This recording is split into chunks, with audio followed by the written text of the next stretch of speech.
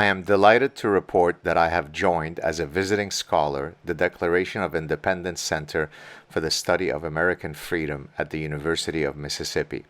The center offers educational opportunities, speakers, internship, and reading groups for the University of Mississippi community. It is named in honor of the United States founding document, which constitutes the nation as a political community and expresses fundamental principles of American freedom, including in the recognition of the importance of Judeo Christian values in shaping American exceptionalism.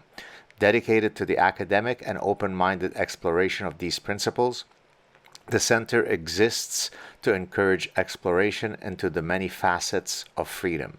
It will sponsor a speaker series and an interdisciplinary faculty research team.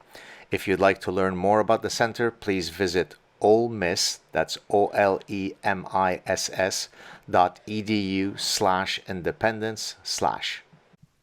Hi, everybody. This is Saad for the Sad Truth. I've had all sorts of people on my show, famous scientists, philosophers, lawyers, all kinds of people, but I don't think I've ever had a sitting congressman on the show. Congressman Randy Fine, how you doing, sir? I'm doing great. Well, I'm glad to be the first, and it's an honor to be here. I'm a huge fan of yours, and I'm grateful for everything that you do. Thank you, sir. For those of you who don't know who Congressman Fine is, he is currently the U.S. Representative for Florida's 6th Congressional District since only recently, April 2025. Prior to that, he was in the spicy politics of statewide politics, served in the Florida Senate, served in the Florida House of Representatives. Prior to his political life, was a gambling executive, which I'm actually interested in hearing about because I've written about the evolutionary roots of pathological gambling. Anything else you want to add, Congressman, before we get going with the chat?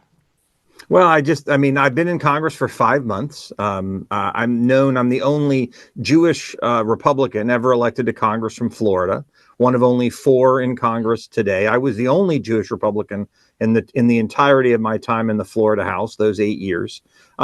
Yes, I was in the casino business, but really what I did, I spent 22 years, started building and growing 3 different companies. The third one was in the casino business, and just started as the child of 2 public educators. My mom was a middle school science teacher, and my dad was a college professor. So that's college me. Professor in which field? In metallurgical engineering at the University of Kentucky. So I grew up in Kentucky while my family's from Florida. You go where you can get tenure. And for my father, that was at the University of Kentucky. So were you the only Jewish family in Kentucky? We weren't. There were 2 congregations there, a Reform and a Conservative. Look, anywhere you find universities, you're going to find a Jewish congregation. I just think it's the nature of our culture. But there were not a lot. And they used to call me a Kentucky Fried Jew in school. It was not a term of endearment. It was what some of them wanted to do to me. It was not an easy place to grow up Jewish. But no, I was not the only one. By the way, you may not know this, but this upcoming year, I am a visiting scholar at Ole Miss. So I'm really going down south to show all that Jewish intellectualism in the beautiful city of Oxford, Mississippi. Have you been there? I have, and I will tell you, the world has changed. I think Jewish kids in America, probably the safest conference for them to go through, athletic conference, would be the SEC these days. I think that the Southern, the evangelical community, they're the warmest towards Jews. It's the North, it's the Northeast where you're going to find, the worst of it. So the Columbias and the Harvards of the world. So I don't think you'll have any trouble. Right. Although I hate to say this, my alma mater of Cornell is trying to become the most inhospitable place for Jews. I remember when I was there, there was such a Jewish influence at Cornell that you can have sort of Cornell University written in cursive, making it look as though it were in Hebrew. That's the kind of influence you had. And now it might be dangerous to be Jewish there. Is there any chance, Congressman, for us to be able to wrestle back control into sanity from all these Ivy League schools? Well, we have to. I went to Harvard, and I will tell you, I actually met with the president of Harvard a few weeks ago, and I'll hopefully be meeting with him again soon. And what I told him is, it was not easy to be a conservative, political conservative. I've always been super conservative. It was not easy 35 years ago to be conservative. But as a Jew, I don't even remember like a whiff of anti-Semitism, like let alone being afraid to be Jewish. And now I feel terrible for these Jewish kids. I think what will what will fix these universities, I'll be blunt, it's the same way I fixed the universities in Florida. I chaired higher education in Florida. There's a reason we don't have anti-Semitism problems in our universities in Florida. It's because of the bills I put forward. And what I will tell you is with universities, it's money that works. They behave this way because it is financially beneficial for them to do so, in terms of the foreign students they get, in terms of the money they're getting from people who hate us, like the Qataris. They are responding to their donors. And so what we have to do if we want to fix these universities is cut off the donors, cut off the hateful students, and make them responsive to Americans. Because the notion that our private institutions in this country are private is a lie. None of them are private. They would all go under if it wasn't for taxpayer money. So they're all public institutions to some degree. And so we simply need to require that they be accountable to us as taxpayers. And that's what we did in Florida, and that's how we solved the problem. We didn't have encampments. We didn't have any of this stuff. You may have seen the story at Florida State about the Jewish kid wearing an IDF shirt that got assaulted by a female student. She slapped his phone. Had that happened at Cornell or Harvard, they would have made excuses for her, religion of peace and all that stuff. But she was suspended and trespassed from campus within 15 minutes of me calling the university. So it's just a different world in Florida, and there's nothing that we've done in Florida that can't be done everywhere else. We just need the right policy to get it done. I think the case that you're referring to, didn't she just get expelled, or am I mixing? She did. Yeah, Yeah. she did. Yeah, she got expelled. She got arrested too. I mean, in Florida, we don't put up with that stuff. And by the way, as a result, it doesn't happen. I'll tell you a good story. In a number of years ago, CARE, the loving, Yes. the completely Yes. non-terrorists at CARE, they were going to block the street in front of my house because I said, I don't like Muslim terror. And when the newspaper called to ask me what I would say to these peaceful protesters, I said, no, they're mostly peaceful protesters. When they were going to block the street, I said, why don't you ask them just to be 4 wide when they block the street? And they said, why 4 wide? I said, then I won't have to back up. And by the way, do you think they blocked the street in front of my house? They did not. See, that's what they understand. So we passed a bill in 2020 that said, if you block the street, you can get run over. And so the same protesters that block streets in New York and California and Chicago and Washington, D.C., they don't block streets in Florida. Why? Because they know they're going to get run over. So what I've learned is you if you fight hard, you can solve the problem. Look, all of these laws are wonderful, but to me, they're band-aid solutions in that, as you well know, the old maxim, demography is destiny, is perfectly apropos. So, for example, in Quebec now, which is very much founded on the principles of secularism and so on, some Quebecers are waking up to, I mean, if you think that there are these types of issues in the United States, you should try to come to Quebec, where it's absolutely insane. I mean, it's sort of much closer to Europe than it is to the United States in terms of the rate at which we are being Islamized. Well, now they are looking into passing a law that says, hey, you're not allowed to pray in public. And so people go, yes, great, great. But the reality is you're just, stopping what is the inevitable once you have more folks who share the values of the Islamic immigrants, right? So now you're at 10%, 12%, 14%. So you could still pass those laws. So broader question, do you worry that when we're not even talking about illegal immigration, do you worry that legal immigration from folks who don't necessarily share the foundational values of the West, let alone the United States, is something that a greater number of politicians are now starting to think about, or is it still Islamophobic and hateful to do so? No, I don't think those labels work anymore. I'll tell you a story about real quick about Islamophobia. When I was running for Congress, I got a call from a major national newspaper, and they said, we've done a 6-week investigation into you. There are serious charges that you're Islamophobic, and before we go to print, we want to give you the opportunity to defend yourself. And I said, wait, I thought this was well established. Islam fear, yes, absolutely 100%. And their response was, well, we can't run the article if that's your position. I said, well, that's your problem. I said, if you're not Islamophobic at this point, you're an idiot. So I think the key thing is to do what you do, which is tell the truth and not be afraid to tell the truth. Now, I'll address your question this way. The fight over illegal immigration, unfortunately, has crowded out the fight over legal immigration. We have been so focused on dealing with this illegal immigration problem, we have not yet focused on legal immigration. Let me give you a great example. Rashida Tlaib was allowed to become an American. This is someone who is an American. Ilhan Omar. These are people who never should have been able to become Americans. So what we have is a legal immigration system in America that rewards people who hate our country, who do not wish to assimilate into the great melting pot, and oftentimes don't want to add any value, just want to live off the dole. This is a huge problem in Europe. So don't share our values, hate our country, don't want to assimilate, don't want to add value. In America, I'm determined to change our legal immigration strategy to fix those things. We should welcome immigrants to America. The American story is one of immigration. But those immigrants who made America great shared 3 things.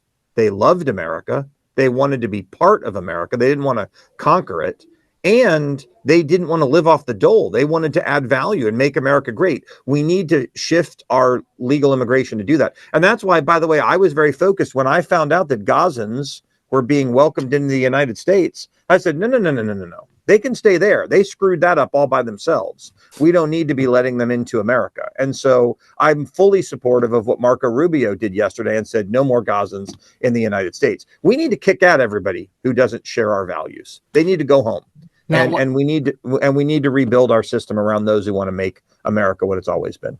So I've often talked to people who, when I tell them, look, you really have to look into what a specific religion espouses, and that allows you to know whether it is congruent or incongruent with our values. And the first reflex I get, Congressman, over and over again, including from lawyers, American lawyers, is, but we have freedom of religion here.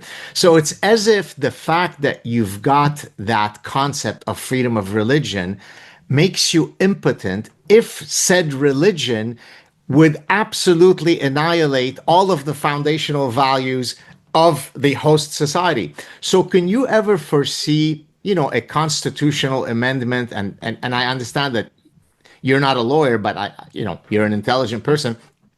Could there ever be a constitutional amendment that says any ideology, it could be communism, which is not a religion, it could be a specific religion, it contains seditious materials, hence rendering it no longer protected under sort of the freedom of religion clause? Well, I actually would push back. I don't think we need that. I think the problem we have is you're talking to people who believe in bumper sticker constitutionalism. They say these phrases, freedom of religion, but they don't actually understand what they mean. If you and I created a religion right now that said we're going to sacrifice children, and that is our religion. And by the way, in the history of the world, there have been religions that believe in child sacrifice. You would not be able to do that under freedom of religion. If Muslims in the United States wanted to follow the path of Muhammad and marry a 9-year-old, they would not be able to do that in the United States. So you have a freedom of belief, you have a freedom of religion, but it does not give you a card to behave however you want and to do whatever you want. And so I think we need to acknowledge these things. And I think people, for whatever reason, have been so afraid of being labeled or named or anything else that they've just shut down. And a big problem that we have, I've often said the difference between liberals and conservatives Liberals live in the world the way they wish it was. Yeah. Conservatives live in the world the way it is. Oh yes, the best example of this is is gays for Gaza. I mean, they get killed. I saw a story last week about a gay group in Michigan that was devastated that once the Muslims took political power, they said, nope, no more gay stuff. And we feel betrayed. By the way, that's not the fault of the Muslims. That's the fault of the gay groups. The Muslims didn't hide their view. They just chose not to believe it. And so I think that the key is for people to just be willing to speak the truth and to not be so afraid. That is what they use to shut us down. All of these groups are focused on trying to silence dissent under the name of Islamophobia or whatever it is. And I just say the truth and I don't worry about it. Have you, so I don't know if are you familiar with my reference to the honey badger? Are you aware of that? Tell me again. Yeah, in the last chapter of the parasitic mind, so it's sort of there's many calls to action. One of which is I ask people to activate their inner honey badger. And this is in reference to the fact that the honey badger has been ranked as the fiercest and the most ferocious of all animals, right? Even though it is the size of a small dog, it can withstand an approach from 6 adult lions because it is so ferocious. So when I tell people activate your inner honey badger, I'm not imploring them to be violent. I'm saying stand tall and defend your principles. So you certainly, and I'm sure you're going to put this on your CV, Congressman, I hereby grant you the title of honey badger. Have you always been a honey badger, or is this something that you found that honey badger voice once you became a politician? No, I think I've always been like this. Look, I did not have an easy childhood growing up Jewish. To be clear, it wasn't Muslim kids that were tormenting me. It was others. But when I was 13, I made a decision I would never again apologize for being Jewish, and I would never be afraid to be who I was. And I made a promise that my kids wouldn't have to go through what I did. And it's a promise that I've failed to live up to. I mean, my children live in a world of far more anti-Semitism than even I experienced. I think that from an early age, I became a pretty conservative, outspoken guy. I think my views around this, I don't even know, but certainly probably 9/11 affected me. And I guess I realized when I was in college, even though it wasn't about Islam, I realized in college that liberals live in a deluded world. They live in a fantasy world. They live in a world where they don't understand the consequences of their actions. They live in a world where if you give people a guaranteed minimum income, in their world, people will still work. They live in a world where if you give welfare only to single mothers, you won't somehow destroy the family and incent more single mothers. They live in a world of delusion. And I think I learned that when I was in college. And I thought that when you give into those delusions, you can destroy the world. And I think that's where we are as it relates to the fight with Western civilization. We are fighting people who wish to use our values to impose theirs on us.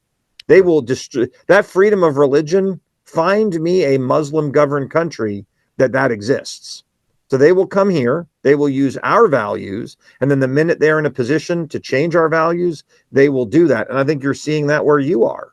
Right. I mean, so yeah, I think we just need to not be afraid to fight. And I think at least in America, I think most Americans are there. Most Americans want to fight, but it's the radical left that's just delusional. Yeah, speaking about sort of coming in and using our freedoms against us, you've probably heard of the sort of 3 stages by which you conquered the West, as stated by many Islamic leaders, many Muslim Brotherhood guys, and so on.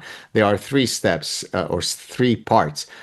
Part 1 is through the womb of our women, right?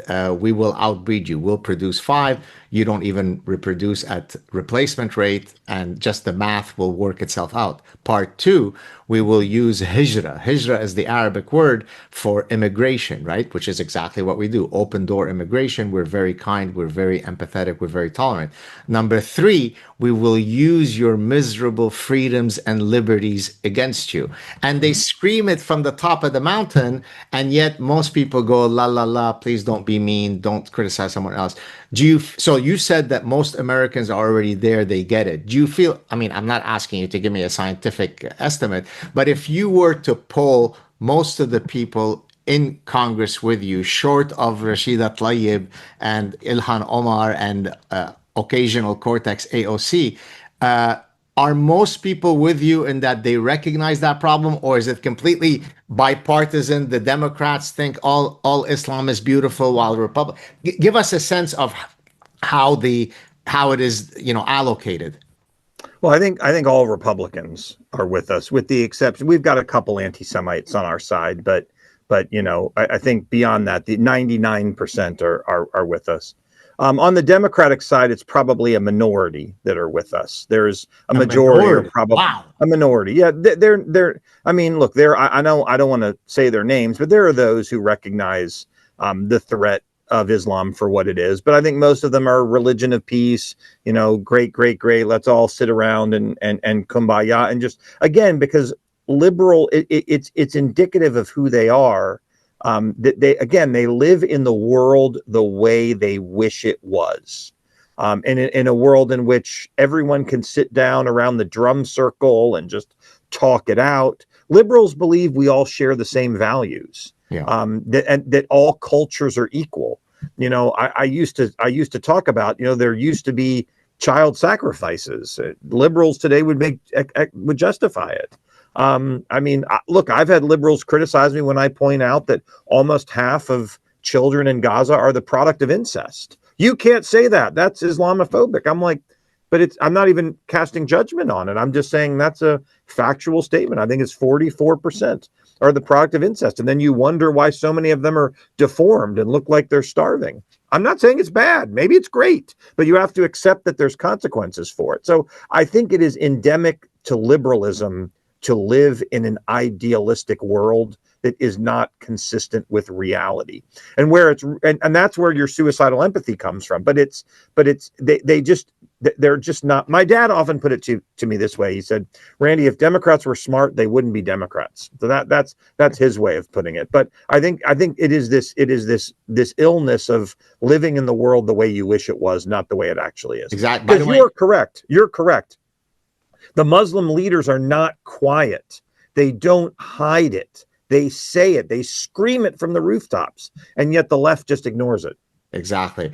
I was just going to mention to your point about the liberals living in a delusion. In my previous book, and it's a book on happiness, I talk about the link between political orientation and happiness, and the research is very, very unequivocal. It's consistent that conservative score much higher on happiness indices than do liberals and progressives. And my argument, which jives nicely with some of the things that you're saying, is that a conservative wakes up, and by definition of what the term means, there are things existentially worthy of conserving. Yes, it may not be a perfect society, but we've got freedom of speech and we got freedom of inquiry, and I've got a wonderful family, and I recognize what is male and female. And so there are all sorts of things that I can wake up and existentially feel good about if I live in the West. On the other hand, the progressive wakes up with existential anger, right? Around the corner lies unicornia. And if only I can eradicate all that currently exists, that is Islamophobic, transphobic, pro-slavery and so on, then I can get to that unicornia. That's why I'm angry as a progressive. What do you think of that theory? I think you're 100% right. It's why I'm grateful that we have people like you in the world to say this and to come at it from an academic perspective. We saw this last week in America with yet another mass shooting by a transgender person. Now, liberals wonder, when I was a kid at the school I went to in Kentucky, half the kids drove pickup trucks, and most of those pickup trucks had a gun hanging in the back of the pickup truck when the person got to school. Yet no one ever thought, hey, I'm going to grab that gun, walk into a school and start shooting people. But liberals wonder why it's happening. And my answer to them is this: when you tell children they aren't sure whether they're a boy or a girl, when you tell children there are 80 pronouns to choose from, when you tell children you get to pick what bathroom to go to and what sports teams to be on, when you rip away the very nature of the innocence of childhood, you shouldn't be surprised when you see spiking levels of mental illness. And so much of this stuff does weigh on the mentally ill, and it creates this sickness. And again, we're looking at shooting after shooting after shooting by someone who's a man who thinks he's a woman. That's a disease. Instead, we're playing into it and telling people that it's okay. And I think it's right. It's why you see at these protests in Washington, where people are angry about what President Trump is doing to make Washington safe, it's all old white people. It's not the people who are actually being protected who are unhappy. It's these wackadoo leftist liberals who live in this fantasy world. And this fantasy world will kill us all if we don't start to deal with the world the way it is, not the way we wish it was. Indeed. A couple of more points about sort of Israel stuff, Jewish stuff. What do you say to people who reasonably argue, and we can debate, and maybe you can offer a counterpoint? Hey, I'm not anti-Semitic, I'm not anti-Israel, but I'm a pro-America guy first. And in the same way that I don't think that we should in any way be providing any resources to, say, the Ukraine war, I'm tired of my tax dollars going to Israel. And therefore, I've got tons of Jewish friends. I love Jewish people, but I don't want a single penny of my taxpayer coffers to go to Israel. Is that a reasonable argument? Or if you scratch, it always ends up with having some kind of Jew hatred as part of the mix? Well, I think it's that, but I would also say to them that they're stupid. So first off, I would say they have an America last position, that they hate America. They're like, what? I said, 700,000 Americans live in Israel. So are you America first, or are you kill Americans? Then they go, I get it. You're non-Jewish America first. Because basically when you do that, they'll usually slip up and go, yeah, but those 700,000 are Jewish. Oh, okay. So you're not. They're not real Americans. You're not Jewish America first. That's number one. But number two, the other arguments on this, the real arguments are the following. Number one, the people trying to kill Israel, they're coming for us. We've just been talking about all the immigration and the making babies.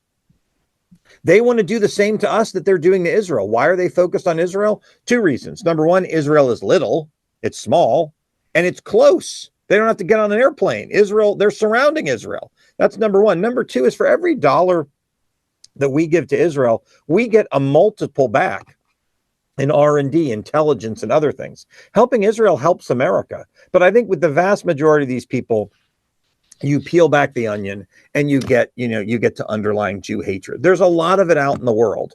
And with a lot of people, it doesn't take much to see it. I think one of the mistakes we make in looking at anti-Semitism is we've put it into two buckets. You either aren't an anti-Semite or you want to put Jews in an oven. And that's it. The problem is there's a continuum of people. There are plenty of anti-Semites who don't want to have another Holocaust, but they still don't like Jewish people very much. And I think that when you recognize there's a continuum of anti-Semitism, it explains a lot of it. But look, the radical stop aid to Israel, at the end of the day, the ones that I hear from, they're anti-Semites. Have you been surprised by some of the public figures? I mean, I'll mention one by name. I know him personally, and I would consider him a friend, although now I'm wondering about some of his positions. Tucker Carlson, for example. Are you surprised by some of his positions and some of the other folks that you would have thought might have been a bit more sympathetic to Israel, given what happened October 7th, that don't seem to be very supportive? Are those folks surprising you? Yeah, I mean, the Tucker Carlson thing is very, very sad. I mean, my father was one, who would hang up at me at 8:59 at night when he was on Fox if Tucker was coming on. Oh, Tucker's going to be on. I have to go. To watch Tucker descend into maybe we should have sided with Hitler is a very, very sad thing. I believe in Tucker's case, it's a money thing. He's a smart guy, and I think he's just getting paid to say it. And I think it's unfortunate, that he would sell himself out for that. But he's too smart to believe the garbage that he traffics on his show. And so the only thing that I can conclude is it's Qatari money. And what we do know is the Qataris and other groups that hate us have flooded the zone with money And I believe for him, it's just a financial decision. Now, look, I wouldn't sell people out for money, but not everyone's like me. But it's obviously disappointing. I think I think really I don't think anyone legitimate takes him seriously anymore. I think he's just exposed himself as a nut. I hear you. All right, let's move to some other issues of relevance to Yeah. government. What are your thoughts about, let's call it the Nancy Pelosi or anti-Nancy Pelosi bill, whereby she seems to be arguably the greatest investor in the history of humanity? Do you ever foresee a time, Congressman, where it will be absolutely illegal for anyone serving in government to be able to do some of the things that seem to be taking place in government? Well, I hope so. Look, I don't. I believe that if you insider trade on your information when you're in Congress, you should go to prison for the rest of your life. And if that is continuing to happen, we need to solve that problem. But insider trading is a real problem. Frankly, people on Wall Street have much more access to insider information than we do in Congress. I think restricting people's rights to live their lives isn't a good idea. But I think if people believe that people like Nancy Pelosi are profiting off the information she gets as a member of Congress, then that means people need to be prosecuted and they need to be put in jail because you shouldn't be able to do that. But how, I mean, so for example, so I don't know whether Nancy Pelosi did anything that was onerous or not, who knows? But let's say I just saw a tweet, and I haven't checked its veracity, that, Ilhan Omar went into Congress with this worth and then currently is worth this much. When we see such figures, or I know, for example, from my backyard, Justin Trudeau became prime minister with a certain wealth, and now he's apparently worth a lot more. Is it fair for the typical taxpayer to say, I would like to, I don't want to say weaponize, but you've got the IRS, we've got the CRA, which has roughly to say, hey, how come you're not going and check? How is this guy now worth $350 million? Do we ever see that in the future happening? Or because most people in government ultimately benefit from the system, we will never see that autocorrection?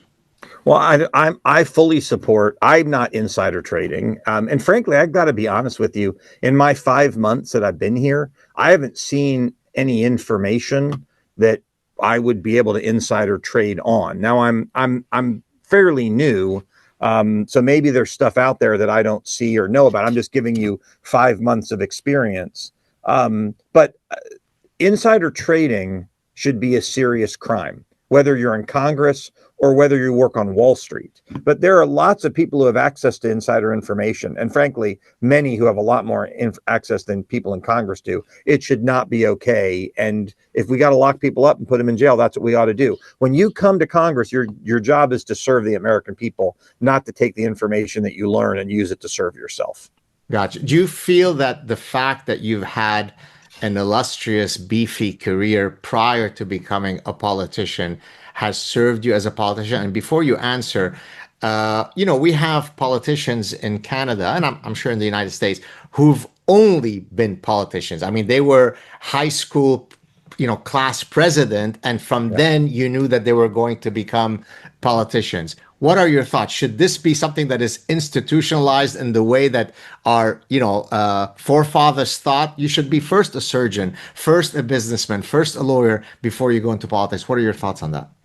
Well, I don't know that you can institutionalize it, but I do think it is good. Look, the fact that I had a 22-year business career, the fact that I have a family, the fact that I have kids, that I've had life experience, that makes me better at this job. But the other thing that makes me better is I don't have to worry about how I'm going to pay my mortgage, that I was financially successful. And I do think people get into these jobs and they are not financially secure, and it creates the incentive to make bad decisions. If someone said, hey, one of the things that shocked me in politics, frankly, was not that people sold themselves. It was how little they sold themselves for. Everyone's got a price. There's probably most politicians, if someone said, hey, I'll give you $1 billion, they'd be like, well, I'll go to jail for a few years for $1 billion. But for thousands of dollars, to see people sell themselves. That's what's surprising. You're correct. For me, I don't have to worry because I worked very, very hard over those 20 years. I never expected to be a politician. So I ended up in politics 8 months after I retired because I got angry about what my kids were learning in school. That's what led me to become a member of the Florida legislature. I've never thought of it as a career. It's why I say what I say. I'm not worried about losing an election. I'm going to say what's right. I'm going to do what's right because the job's not that fun. So if I'm not going to say what I think, then why do it in the first place? I think if you're looking at this as a career and a way to support your family, it's probably going to lead you to make different decisions than the ones that I make. Gotcha. Difficult question now because it might be critical of your colleagues. If I were to ask you to allocate 100 points to in your daily practice, and I say you, not you specifically, Representative Fine, but anybody in Congress, what percentage of the allocation of points is actually because you're serving the American public versus self-serving politicking, and in whatever shape that takes? So for example, if you were to tell me 90% of the time my colleagues are working for the American people and 10%, so it's a 90-10, I'm being pessimistic. I would say 20 points are allocated to working for the American people. 80 points are for all the politicking. Can you give us some kind of number? Am I being too pessimistic? I think you are. I mean, also, I think you've conflated two things, which is politics and then working for your own personal benefit. If you consider running for reelection for your own personal benefit, then the percentages would be relatively high. But if you personal benefit is defined as like profiting off being in office, I think that percentage is very, very low. I would guess it's 70, 80, 90% of the time people are focused on being members of Congress. And being a member of Congress is both doing the job and then making sure you stay a member of Congress. That's part. The founders wanted us to run every 2 years. They wanted us to stay in touch with our constituents. They wanted us to be campaigning all the time. They didn't in the Senate. The Senate's 6 years in the United States. Right. So our system is designed to have people be doing politics all the time. That is what the framers intended. I think my colleagues spend a fairly small percentage of the time on benefiting themselves. And frankly, most of them suffer quite a lot. I mean, the biggest sacrifice in my situation is my children, is my family. And most of my colleagues are the same. So for most of us, we get a lot less out of it than we give up to do it. I missed my son's first football game. I missed his Boy Scout Court of Honor. That's the case for many of my colleagues. So anything I get personally out of this job is dwarfed by what I give up on the family front. And I think that's the case, frankly, for most of my colleagues, whether they're Republicans or Democrats. The Democrats may be delusional and they may be stupid, but they are doing what they think is right. They're just wrong. Right. And I think look, you've got the ones that I think are evil, and those do exist. But I think most of them are just misguided and stupid. And I think that's the bigger issue. I'm not asking you to give any names. Are there people in your 5-6 months that you've been a U.S. congressman that you've met that have surprised you in either directions? Meaning, I was really looking forward to meeting ABC because I thought they were the most charismatic, intelligent person, and they turned out to be a complete dullard, or vice versa. I thought this person is a poisonous snake, but now that I'm sitting down and breaking bread with them, my goodness, they're a lovely person. Did you get either of those reversals of the original a priori position? I have. I'm not going to name the names of the No ones that have problem. disappointed me. But yeah, I mean, I'll give you some examples of some that are amazing. I mean, Mike Johnson is amazing, our Speaker of the House. He's someone that every time I'm with him, I believe that God intended him to be Speaker because he's got an incredibly difficult job. And the guy is simply unflappable. And you can feel the religion in him in a good way. A lot of people who wear their religion on their sleeves, they don't have it in their hearts. He is one who it just comes through overwhelmingly that he is who he says he is. He would be Brian Mast was a hero of mine. He's the chairman of the Foreign Affairs Committee. He's the reason I just got put on the Foreign Affairs Committee. Darrell Issa, the vice chairman, a guy who just blew me away when I spent time with him. There's so many of them. And yes, there are those who have disappointed me. What I will tell you at a high level is I thought they cared about certain issues. And that's why I liked them. It turned out they didn't care about the issues. They cared about looking like they cared about the issues or benefiting from caring about the issues, but they didn't actually care about the issues all that much. But I'm not gonna say who they are. Of course. Have you met the big man, the big orange man? Well, President Trump is the reason I ran. It was his idea. He endorsed me before I filed to run for office, and I have seen him many times. Look, I believe that God saved President Trump's life so that he could save the world. I believe that America was in free fall. I don't believe we would have survived 4 years of Kamala Harris. And frankly, I think America is the only thing propping up the world. I mean, you're talking about what's going on in Canada. You see what's happening in Western Europe. I mean, really, Israel and the United States are really the only bulwarks of fighting for Western civilization. And so, you know, it's an honor to be on his team and be one of his guys who are out fighting. So I've seen the president a bunch of times, and I'll tell you this. I don't he There's probably been no one ever who has had as much energy as he does. I mean, he works like 19, 20, 21 hours a day. I mean, it's something to behold. And I don't know where he gets that energy from. It just makes me believe that God works through him. He's And vigorous. He's vigorous, just like Joe Biden, right? I mean, he's nobody can keep up with him, just like with Joe Biden. No.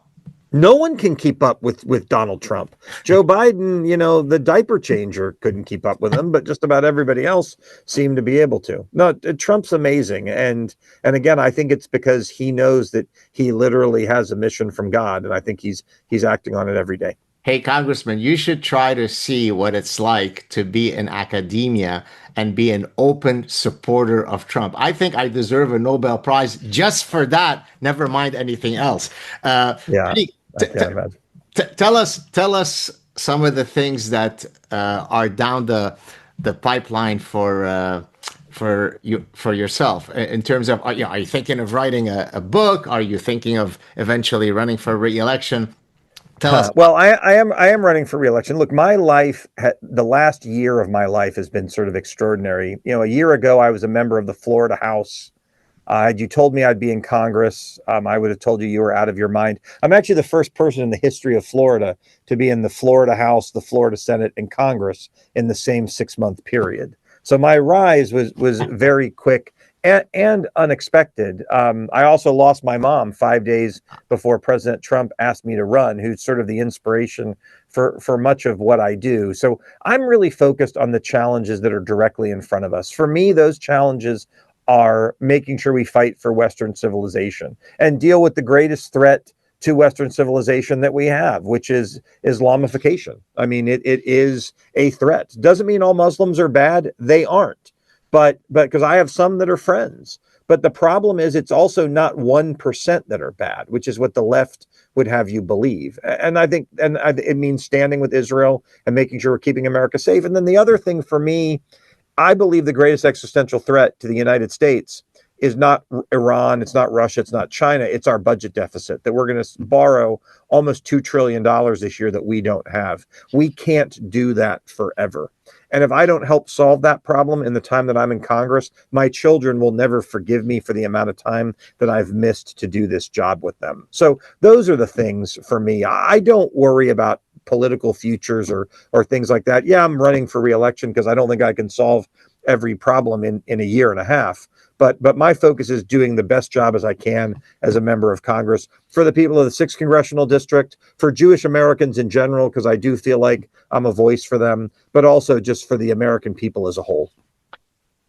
Wow, what a beautiful ending. Thank you so much, Congressman Fine. Please stay on the line so we could say goodbye Thank officially you. offline. And such a pleasure having you. Anytime you wish to come back, you have an open invitation. Let me say one more thing though Please. before you go. Sure. Again, you take a lot of grief and a lot of trouble for what you do as an academic. And I cannot, the most important thing I could impart in our discussion would be gratitude for you laying out the intellectual framework for the fight that all of us has. I may be elected and I may be a leader because I'm a politician, but you're leading through what you do every day. And I just want you to know my family and I are incredibly appreciative for what you do. Oh, what lovely words. Thank you so much, Congressman. I really Well appreciate it. deserved. Cheers. Thank you.